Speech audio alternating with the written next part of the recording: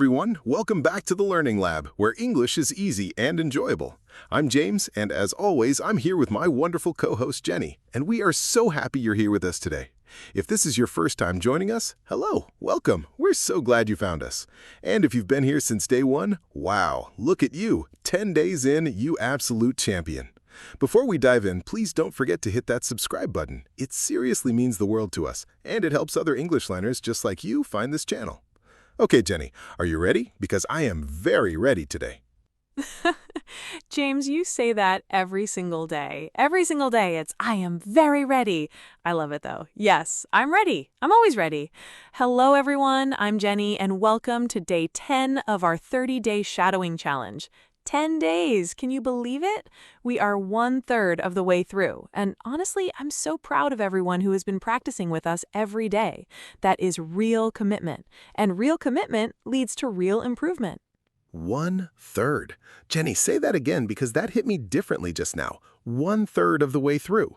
That means if you've been doing this every single day, you have already practiced English for 10 days in a row. That's not small. That's actually huge. My brain struggled to do anything for 10 days in a row when I was a kid, except eat cereal, maybe. I could do that for 10 days, no problem. That is honestly a very believable story about you, James.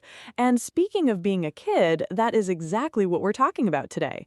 Day 10 is all about talking about your childhood, your memories, your experiences, what you did when you were young, what you liked, what you were scared of. Oh, no. Okay. I have a lot of childhood stories. Like, a lot. Jenny, you might have to stop me today because I will go on forever. I already feel it happening. I will absolutely stop you. I have a timer. But first, let's talk about why this topic is so important for English learners. Talking about your childhood is something that comes up all the time in real English conversations. When you meet someone new, when you're at a dinner, when you're talking to a coworker, people ask, "Where did you grow up?" or "What were you like as a kid?" And these are such natural questions. If you can answer them well in English, you immediately sound more fluent and more natural. Yes, and I think what makes this topic really special is that everyone has a childhood. It doesn't matter where you're from, what language you speak, what your life is like now. You have memories, you have stories, and that means you already have something to say. You just need to learn how to say it in English, and that's exactly what we're going to help you do today. Exactly. And that's the beauty of shadowing, right? You listen, you repeat, you try to copy the rhythm and the feeling of what you hear. And when the topic is something personal, something you actually care about, it's so much easier to remember the words. Your brain holds on to things that feel real. That is so true. I remember when I was learning a little bit of Spanish and I tried to memorize words from a list, it just did not stick.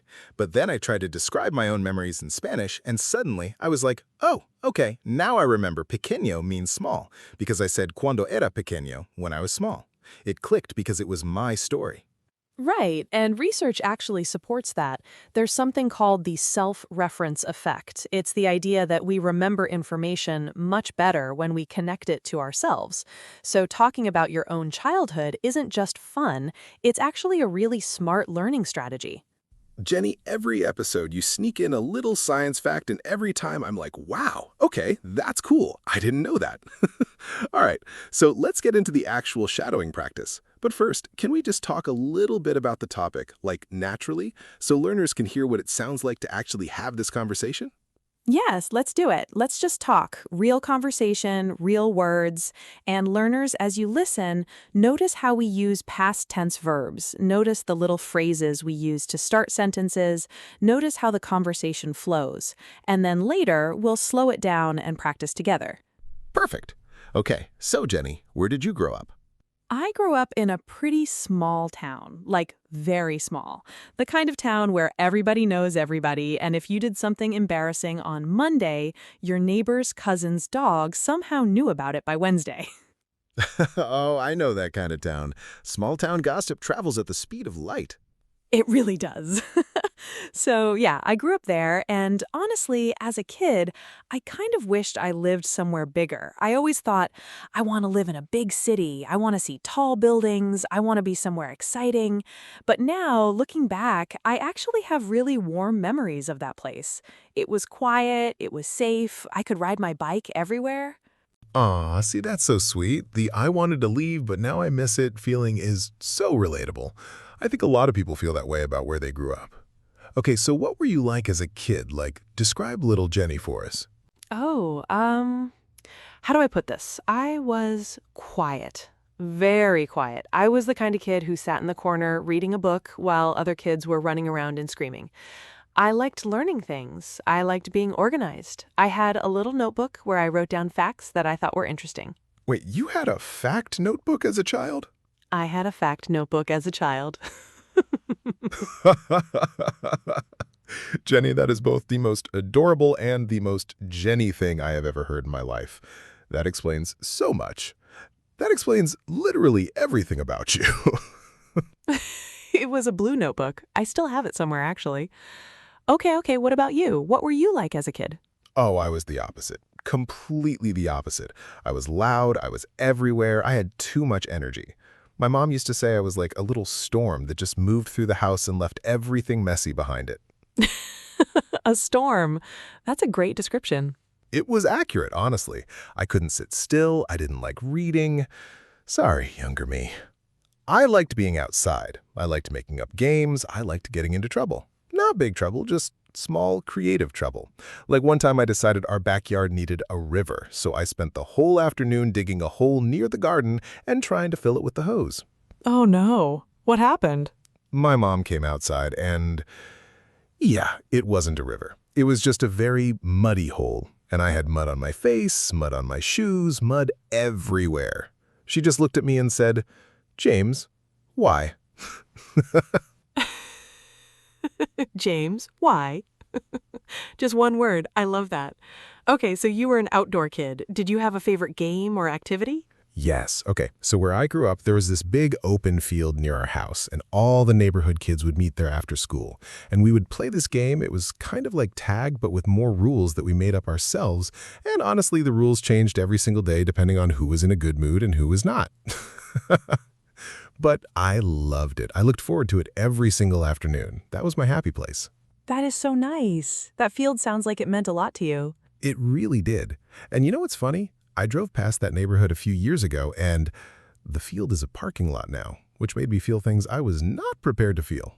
Oh, James. I know. I just sat in my car for a minute, looking at this parking lot, feeling very old and very nostalgic. It was fine. I'm fine, but wow. That is actually such a common experience. So many people go back to places from their childhood and find that they've changed, or that they feel much smaller than you remembered, or they're gone completely. And it can bring up a lot of feelings. I think there's something called place attachment, the emotional connection we have to specific places, especially from childhood. Those places become part of how we see ourselves. Okay, Jenny, that actually made me feel better about the parking lot situation. Thank you. My feelings had a name. They were place attachment. You're welcome. Okay, one more question. What's your favorite childhood memory? Like one specific memory that makes you smile?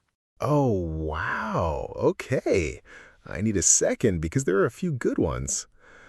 All right, I think my favorite is there was this one summer, I must have been maybe 8 or 9 years old, and my dad decided we were going on a camping trip, just the two of us. And neither of us really knew what we were doing. We had a tent that we could not figure out how to set up. We burned the food. It rained on the second night. Objectively, it was kind of a disaster, but you loved it? I loved it because it was just us. And we were laughing the whole time, and my dad kept saying, "This is an adventure, James. This is an adventure," every time something went wrong. And I believed him. I genuinely believed that being cold and eating burned hot dogs was an adventure. And now that memory is, I don't know, it's one of the most precious things I have. That's really beautiful, James. I love that. And I love that your dad said this is an adventure. That's such a good way to look at hard moments. Okay, my favorite memory, I think it's reading with my grandmother. Every weekend I would go to her house and she would read to me. Not children's books. Well, sometimes children's books, but also just regular books that she loved. She would read me a chapter and then explain it, and we would talk about it. I was probably too young to understand most of it, but I loved sitting next to her and listening to her voice. Oh, that is so lovely. She sounds like she was a wonderful person. She really was. She's actually the reason I love words so much. She always said, "Jenny, words are how we share our hearts with each other." And I've never forgotten that. Jenny, I need a moment. That's beautiful. Okay, I'm not crying in a podcast. I'm not doing that.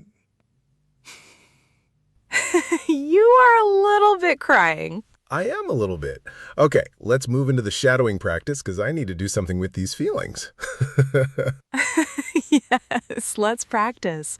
Okay, learners, this is the part where we slow everything down. We're going to give you sentences you can actually use when you talk about your childhood. Listen carefully, then repeat after us. Try to match the speed, the rhythm, and the feeling. Don't worry about being perfect, just try. And remember, there is no wrong answer here. These are your stories. We're just giving you the words. Ready? Let's go. Let's start with where you grew up. Listen to this sentence. I grew up in a small town in the South. Say it with me slowly. I grew up. Notice how grew up is two words, but they sound like one. I grew up in a small town in the South. Now you try. Good. Now let's try a city version. I grew up in a big city. There were people everywhere. Can you feel the difference in how those two sentences feel? One is quiet and slow, the other's a little more alive, a little more energetic. Try to show that in your voice when you say them. Now let's talk about what you were like as a kid. Here's a great sentence pattern.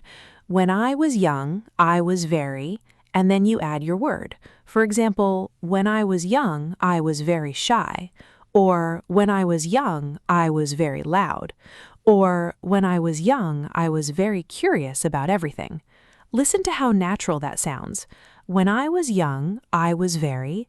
Now you fill in the blank. I love that one because it's so flexible. You can use it for anything.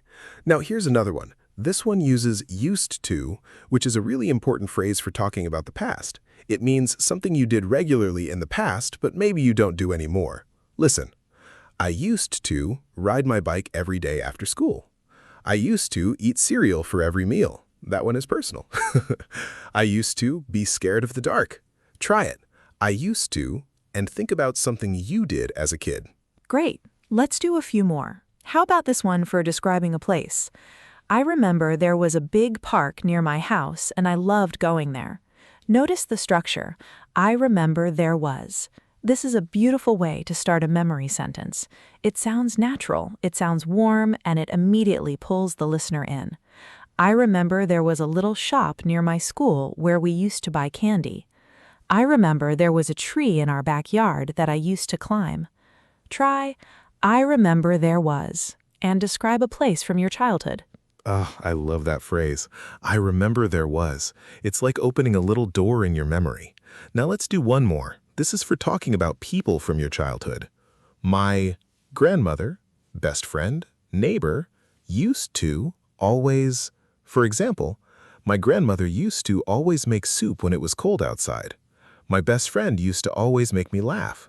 My neighbor used to always wave at me from his garden. Do you feel how warm those sentences sound? My someone used to always.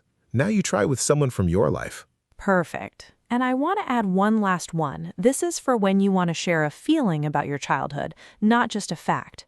Listen, looking back now, I feel really grateful for. For example, looking back now, I feel really grateful for the time I had with my family. Looking back now, I feel really grateful for my small town, even though I didn't appreciate it back then. This phrase shows maturity, it shows reflection, and it sounds so natural in English conversation. That one hits different, right? Because it's not just describing the past, it's connecting the past to how you feel now. And that's what real deep conversation sounds like. That's what we're building towards with this challenge. Not just vocabulary, but real connection. Beautifully said, James. Okay, so let's bring it all together. We want you to try something right now. And yes, you can pause the video to do this. Think about your own childhood and try to make 3 to 5 sentences using the phrases we just practiced. Start with where you grew up, say one thing about what you were like, and share one memory. Just 3 to 5 sentences. That's it. And don't overthink it. Don't wait for the perfect words. Just say something. Say anything. The goal of shadowing practice is to get your mouth moving in English, to get comfortable with the sounds and the rhythm. Even if your sentences are simple, that's great. Simple is beautiful. Simple is clear. If you want to share your sentences with us, please leave them in the comments below. We read every comment, we love seeing your progress, and honestly, reading your childhood stories is one of our favorite parts of doing this. It's like getting little windows into your lives, and it makes this whole thing feel real and meaningful. Yes, the comments on this channel are honestly so wonderful. People are so kind and encouraging to each other, and I love that. If you're nervous about commenting, just know this is a judgment-free zone. Everyone here is learning, everyone is trying, and that already makes you brave. All right, let's wrap up today's episode. James, what's your one takeaway today? Okay, my takeaway is this. Your childhood is yours. Your memories are yours. And that means when you talk about them, you're not performing. You're just sharing something real. And real is always easier to remember, easier to say, and easier to connect with.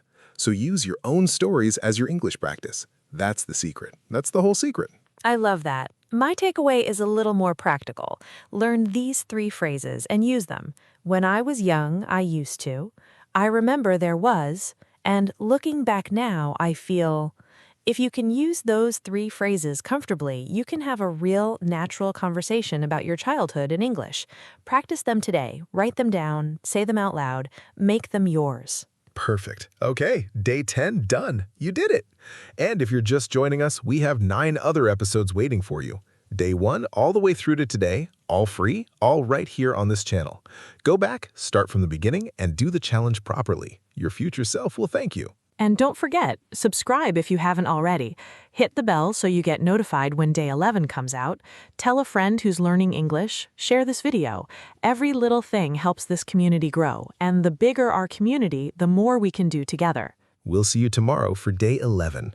I don't know what the topic is yet because Jenny keeps the schedule and she won't tell me until the morning of, which I feel is a little mean, but okay.